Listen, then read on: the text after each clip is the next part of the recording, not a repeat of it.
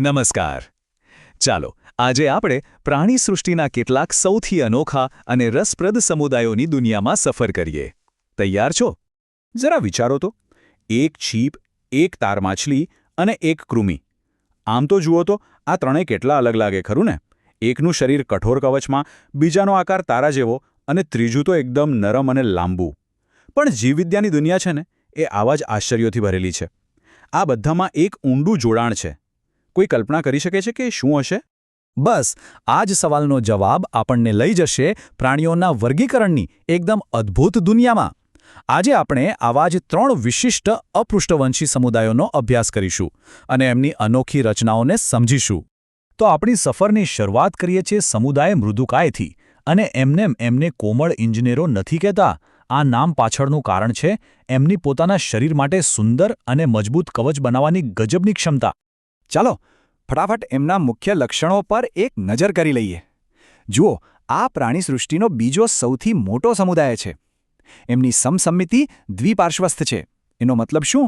મતલબ કે એમના શરીરને બરાબર વચ્ચેથી કાપીએ તો 2 એકદમ સરખા અરીસા જેવા ભાગ મળે. અને હા, એ ત્રિગર્ભસ્તરીય પણ છે, જેનો અર્થ છે કે એમનો ગર્ભ 3 સ્તરોમાંથી વિકસે છે, જે જટિલ અંગોના નિર્માણ માટે ખૂબ જરૂરી છે. મૃદુકાયા પ્રાણીઓનું શરીર મુખ્યત્વે 3 ભાગમાં વહેંચાયેલું હોય છે. એક તો શીર્ષ, બીજું સ્નાયુલ પગ અને ત્રીજું અંતરંગ કંદ. આ અંતરંગ અંગોની ઉપર એક મજબૂત કવચ હોય છે, જે કેલ્શિયમ કાર્બોનેટનું બનેલું હોય છે અને એમને રક્ષણ આપે છે. હવે અહીં જે ખરેખર રસપ્રદ છે તે છે મેન્ટલ. આ મેન્ટલ જ એમનું એ ઇજનેરી સાધન છે, જે પેલા કવચનું નિર્માણ કરે છે. એટલું જ નહીં, મેન્ટલ ગુહામાં જે પીંછા જેવા ઝાલરો હોય છે ને, એ શ્વસન અને ઉત્સર્જન બંનેમાં કામ લાગે છે. જરા કલ્પના કરો કે તમારી જીભની જગ્યાએ એક કરવત જેવું અંગ હોય. કેવું અજીબ લાગે નહીં? બસ એ જ છે રેડ્યુલા. આ એકદમ અનોખું અંગ એમને ખોરાકને ઘસીને ખાવામાં મદદ કરે છે, જે આ સમુદાયની એક ખાસ ઓળખ છે. અને આ સમુદાયની વિવિધતા તો જુઓ, ખરેખર અદ્ભુત છે. ક્યાં એકદમ ધીમે ચાલતી ગોકળગાય અને ક્યાં દરિયાનો સૌથી હોશિયાર જીવ ઓક્ટોપસ. આ બધા જ એક જ પરિવારના સભ્યો છે, મૃદુકાય. ચાલો હવે મૃદુકાયથી આગળ વધીને આપણા બીજા સમુદાય તરફ જઈએ, શૂળત્વચી. આમને જળસંચાલિત તારા પણ કહી શકાય. કેમ?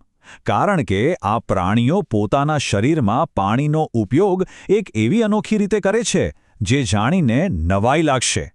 એમના નામ પરથી જ ખબર પડી જાય કે એમની ત્વચા પર કાંટા જેવી રચના હોય છે. પણ ખરી મજા તો એમની સંમિતિમાં છે.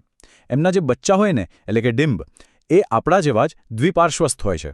પણ જેમ જેમ એ મોટા થાય છે ને, એમનું આખું શરીર બદલાઈ જાય છે અને અરીય સંમિતિવાળું બની જાય છે. બિલકુલ એક પીઝાની જેમ, જેને તમે ગમે ત્યાંથી કાપો તો સરખા ભાગ મળે.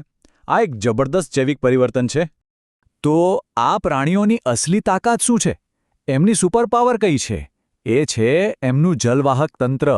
અને ના, આ કોઈ સામાન્ય પરિવહન તંત્ર નથી, પણ એક એવી સિસ્ટમ છે જેમને ચાલવા, શિકાર કરવા અને શ્વાસ લેવામાં પણ મદદ કરે છે. આ સિસ્ટમ કામ કેવી રીતે કરે છે? બહુ સરળ છે. પાણી શરીરમાં પ્રવેશે છે, પછી એ નળીઓના એક આખા નેટવર્કમાં ફરે છે. અને આ પાણીનું જે દબાણ બને છે ને, એનાથી એમના ટ્યુબ ફીટ એટલે કે નાલી પગો કંટ્રોલ થાય છે. એનાથી જે ચાલી શકે છે, શિકાર પકડી શકે છે, જાણે કે કુદરતની પોતાની હાઇડ્રોલિક સિસ્ટમ. આપણે બધાએ તારા માછલી, સમુદ્ર ગોટા કે પછી સમુદ્ર કાકડી જેવા જીવો જોયા જ હશે. આ બધા આ જ સમુદાયના સભ્યો છે અને આ બધા જ પોતાના હલનચલન અને શિકાર માટે એક અનોખા જલવાહક તંત્રનો ઉપયોગ કરે છે. અને હવે આપણો છેલ્લો અને સૌથી રસપ્રદ સમુદાય, સામી મેરુદંડી. એમને કૃમિરૂપી પિતરાઈ કહેવાય છે, કારણ કે વૈજ્ઞાનિકો માને છે કે તેઓ અપૃષ્ઠવંશી અને આપણા જેવા પૃષ્ઠવંશી પ્રાણીઓ વચ્ચેની એક ખૂબ જ મહત્વની કડી છે. દેખાવમાં તો આ પ્રાણીઓ કૃમિ જેવા જ લાગે, પણ એમનું શરીર 3 એકદમ સ્પષ્ટ ભાગોમાં વહેંચાયેલું હોય છે. આગળનો ભાગ એટલે શુંડ, વચ્ચે કોલર અને પાછળ લાંબુ ધડ. બસ આ જ રચના એમને બીજા કૃમિ જેવા પ્રાણીઓથી અલગ પાડે છે. અહીંયા એક ખાસ શબ્દ આવે છે, સ્ટોમોકોડ. આ એમના કોલર પ્રદેશમાં જોવા મળતી એક રચના છે, જે દેખાવમાં મેરુદંડ જેવી લાગે છે, એટલે કે આપણા પૂર્વજોની કરોડરજ્જુ જેવી. પણ સવાલ એ છે કે શું તે ખરેખર મેરુદંડ છે? તો જવાબ છે ના. સ્ટોમોકોડ અને મેરુદંડ એક નથી. મુખ્ય ફરક શું છે? સ્ટોમોકોડ પોલો હોય છે, જ્યારે સાચો મેરુદંડ એકદમ નક્કર હોય છે. બસ આ જ નાના પણ મહત્વના તફાવતને કારણે સામી મેરુદંડીને હવે મેરુદંડી સમુદાયથી અલગ પોતાનો જ એક સ્વતંત્ર સમુદાય માનવામાં આવે છે. આ સમુદાયના મુખ્ય ઉદાહરણો છે બાલાનોગ્લોસિસ, જેને જીભકૃમિ પણ કહે છે, અને બીજું છે સેકોગ્લોસિસ.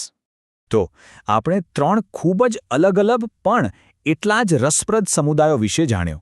ચાલો હવે એક જ નજરમાં એમની મુખ્ય ઓળખ અને તફાવતને ફરીથી યાદ કરી લઈએ. જુઓ, આ કોષ્ટક બધું જ સ્પષ્ટ કરી દે છે.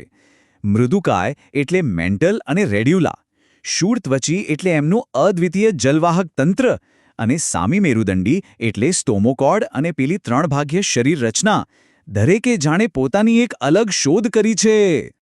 તો આપણે જ્યાંથી શરૂઆત કરી હતી એ છીપ, તાર માછલી અને કૃમિ ભલે દેખાવમાં અલગ હોય, પણ આપણે જોયું કે દરેકે ટકી રહેવા માટે કેવી અદ્ભુત રચનાઓ વિકસાવી છે. એક કરવત જેવી જીભ, એક આખી હાઇડ્રોલિક સિસ્ટમ અને પૃષ્ઠવંશીઓ સાથેનું એક રહસ્યમય કનેક્શન. આ બધી જ જૈવિક શોધમાંથી કઈ સૌથી વધુ આકર્ષક લાગે છે? આ વિચારવા જેવો સવાલ છે, ખરું ને?